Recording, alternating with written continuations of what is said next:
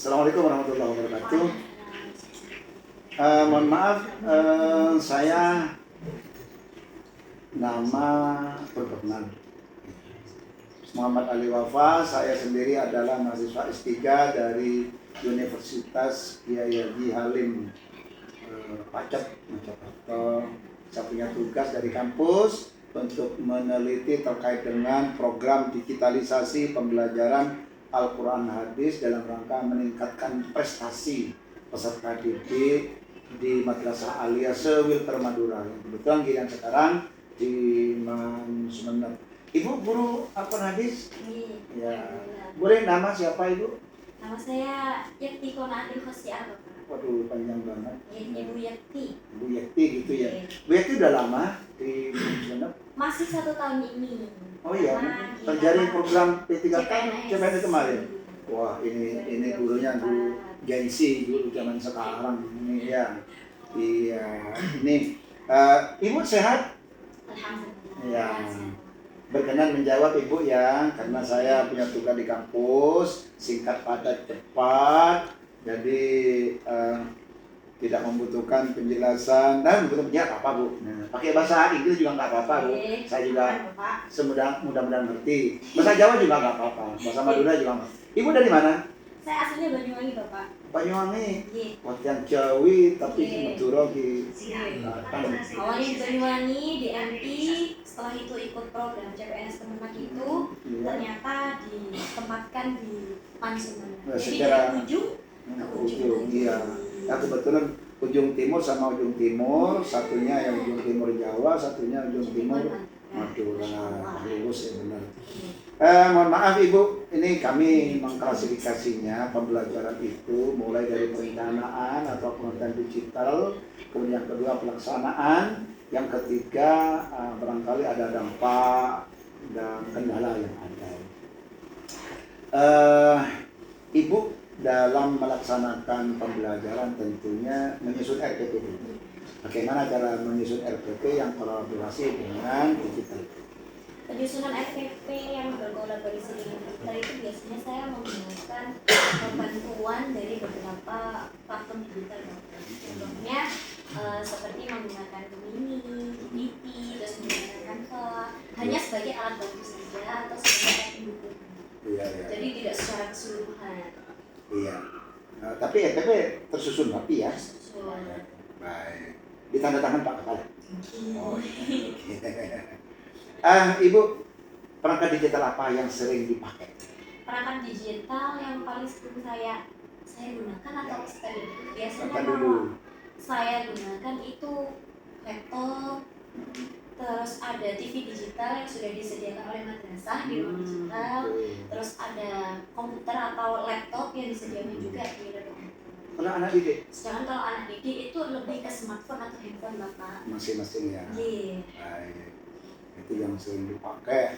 Kemudian yang kedua, platform apa yang digunakan oleh Ibu dalam pembelajaran digital? Kalau platform digital yang paling sering digunakan itu ada Gform sama Quizzes kalau saya. Bisa nanti lihat saya ya. Oke, kalau alasannya kenapa? Karena kedua platform itu tuh lebih mudah penggunaannya. Anak terjangkau? Nah, selain itu anak-anak juga sudah familiar dengan kedua platform tersebut. Jadi Ya. bisa diaplikasikan ke anak-anak dengan mudah.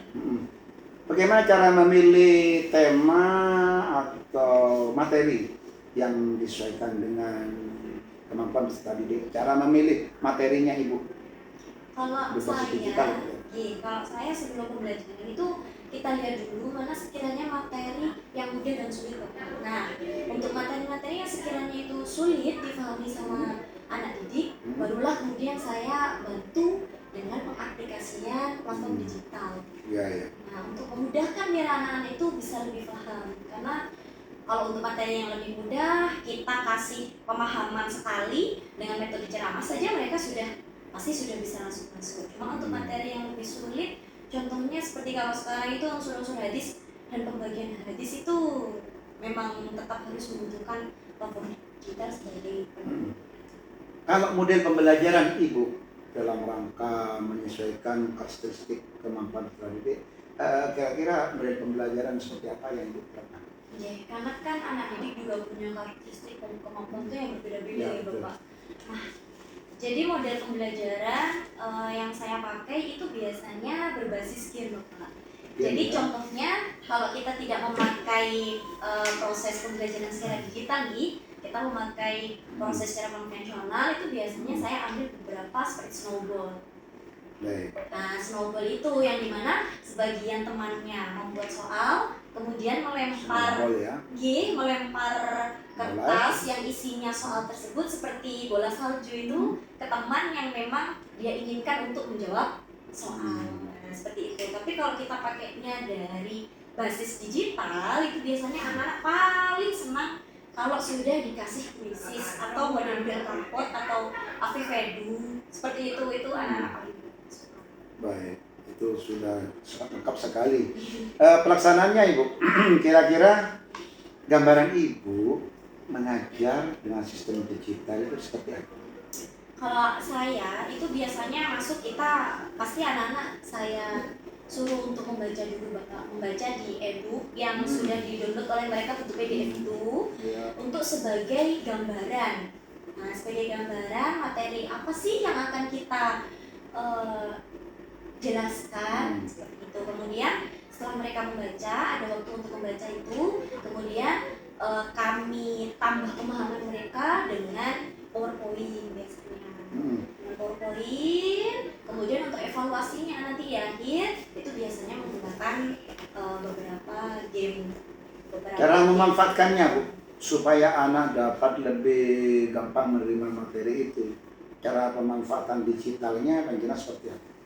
Kalau saya lebih ke anak-anak harus tahu dulu Bapak, harus tahu dulu bentuk platform digitalnya. Jadi kalau mereka sudah tahu, mereka sudah kenal, itu secara otomatis pasti akan dengan mudah mereka memanfaatkan hal tersebut. Apalagi anak-anak zaman sekarang sudah familiar sekali Bapak dengan platform digital itu kan.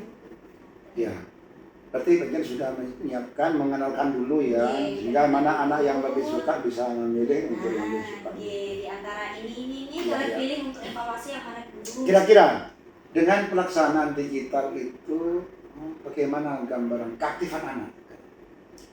Kalau menurut saya dibandingkan dengan konvensional ya Bapak, anak-anak itu terlihat lebih antusias.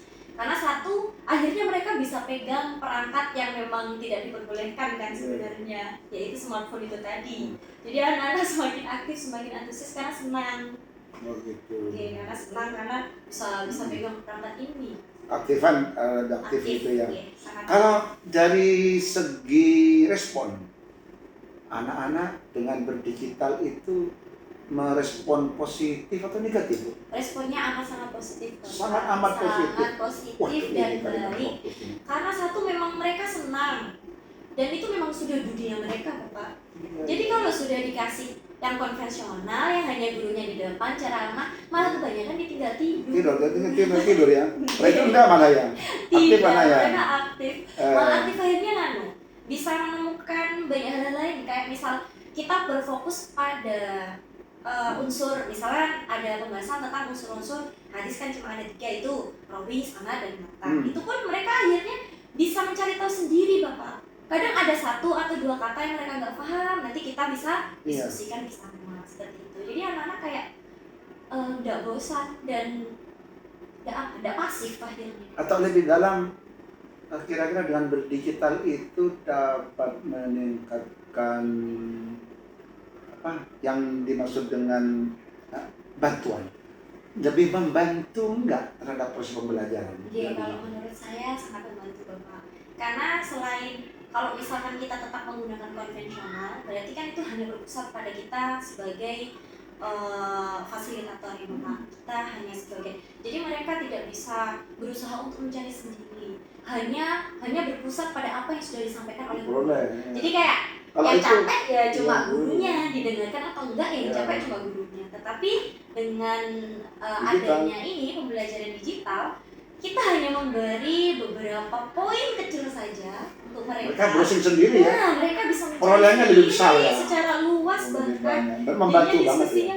Sangat membantu. Membantu membantu sekali. Iya. Kalau dari ini Bu, kalau dari evaluasi dengan pelaksanaan digitalisasi itu bagaimana cara Ibu mengevaluasi pembelajaran anak?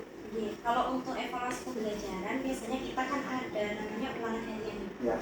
asesmen harian yang kita laksanakan apabila 1 atau 2 bab targetnya sudah terpenuhi. Nah itu biasanya kami menggunakan bantuan dari tim CBT Consumer Bapak. Di kita kan sudah ada aplikasi yang memang digunakan untuk ujian, dan di situ sudah dikelola oleh tim CBT. Jadi kadang kita kalau misalkan mau ada ulangan harian, kita minta bantuan ke tim CBT untuk mempublikasikan.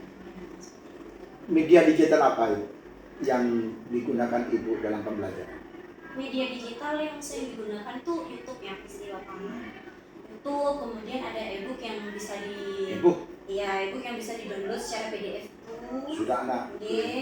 Terus kemudian aplikasi seluler seperti WhatsApp biasanya kayak untuk pemenuhan materi yang memang mungkin waktu sudah mepet ujian belum sempat sampaikan, ataupun tugas-tugas untuk anak. Lebih menggampangkan ya. Sekarang dampak Ibu, kira-kira ini kan ada dampak, ada kendala. Pengalaman belajar Ibu gimana? Dampaknya Ibu sendiri setelah berdigital punya dampaknya pembelajaran bagi Ibu sendiri seperti apa? Alhamdulillah berdampak positif ya Bapak pada diri saya Kenapa sendiri, karena akhirnya secara nggak langsung saya juga ikut belajar dan mendapat pengetahuan. Contohnya kayak bagaimana caranya untuk mengaplikasikan platform digital tersebut seperti itu. Terus tidak hanya berfokus pada satu platform digital, akhirnya bisa mengenal platform digital yang lain untuk menunjang proses pembelajaran di dalam kelas. Itu yang berikutnya, dampak perubahan motivasi murid peserta didik kira-kira ada dari tidak berdigital dan berdigital. Ya, pasti ada Bapak, pasti ada. Contohnya itu tadi, anak-anak lebih antusias, lebih aktif. Jadi waktu pembelajaran yang 2 jam itu seperti tidak terasa. Karena motivasinya tinggi. Karena motivasinya tinggi. Jadi kayak mereka, Ibu besok kita mau pakai lagi seperti itu. Kita mau pakai yang mana lagi? Motivasi bagus ya, adanya digital gitu ya. Kemudian pemahaman peserta didik, kira-kira dalam menerapkan sutradara digital itu punya dampak mempermudah dalam penerapan. Nah, pemahaman ilmu pengetahuan yang diperoleh itu lebih mudah nggak? Alhamdulillahnya ada Bapak. Kayak misalkan beberapa anak yang ketika konvensional itu lebih banyak tidur, pasif seperti itu, ketika proses pembelajaran digital itu diaplikasikan, anak-anak yang semula pasif itu sudah mulai aktif. Kalau dampak dalam praktek pengamalan spiritual, sholat, zikir, baca Quran, sholawatan, berhubungan kondisi sehari-hari dengan guru, karena Quran hadis itu sangat tinggi muatan spiritualitasnya. Kira-kira dengan pelaksanaan yang sudah dirubah dan betul digitalisasi itu apakah ada dampak yang signifikan terhadap perubahan praktek spiritualitas anak? Ada. Contohnya seperti kita kan sekarang Al-Quran itu sudah ada yang model Al-Quran digital ya Bapak. Jadi ketika anak-anak waktunya, kan di sini juga ada satu program yang namanya program tahfidz untuk kelas-kelas menengah. Jadi sepertinya mereka kalau misalkan mau murojaah apa-apa tuh tidak perlu harus pergi ke masjid mengambil Al-Quran dulu tuh tidak perlu. Mereka hanya tinggal HP, dibuka Al-Quran digitalnya, murojaah secara mandiri. Biasanya seperti itu. Atau menambah hafalan yang kemudian nanti ketika sudah waktunya jadwal untuk setoran, mereka bisa langsung menyetorkan ke seperti itu. Ya. Kemudian ada kendala Ibu dalam pelaksanaan digital? Kalau kendala pasti ada Bapak. Yang pasti itu kendalanya itu yang paling ketara gitu, yang sering sekali terjadi itu adalah kurangnya pengontrolan diri dari anak-anak itu Bapak. Karena kalau sudah awalnya tidak diperbolehkan, kemudian diperbolehkan, itu kadang kebablasan. Iya, Jadi kadang solusinya apa kebablasan. kalau sudah kebablasan? Nah, jadi Iya, solusinya sebelum Aduh, kebablasan. sebelum diperbolehkan, nah Ya, sebelum ada diperbolehkan saya perjanjian? saya kasih perjanjian dulu, saya beri peraturan dulu, apabila melanggar, ya mau tidak mau berarti HP harus dirampas. Ataupun kalau memang sudah terlanjur di jam sebelumnya mereka sudah menggunakan, untuk mengerem itu biasanya saya kumpulkan dulu HP-nya, saya seperti Ya. itu. Nanti setelah pembelajaran sudah materi sudah diberikan, untuk kuisis, untuk apanya itu baru saya izinkan Ada mereka. kendala lain selain kontrol diri dari anak? Kendala lain? Kalau dari anak sendiri yang paling basic cuma itu sih Bapak yang kelihatan. Untuk yang Paketan lainnya, anak nggak kurang? udah alhamdulillah Bapak. Selama Karena aja anu, paketan sudah oke ya? Karena biasanya sebelum saya meminta anak-anak untuk menggunakan perangkat tersebut, itu biasanya semalam sebelumnya itu saya pasti memberitahu informasi dulu, persiapkan saya gitu yang belum punya Berarti belum pernah dijumpai anak kehabisan paketan atau Iya, kota? alhamdulillah kalau di saya Belum. atau mungkin mereka kehabisan cuman minta ke Oh. teman Oh ya. atau enggak Berarti nggak termasuk kendala ya? Jadi Ada lain? itu Selain itu kendala-kendala lain?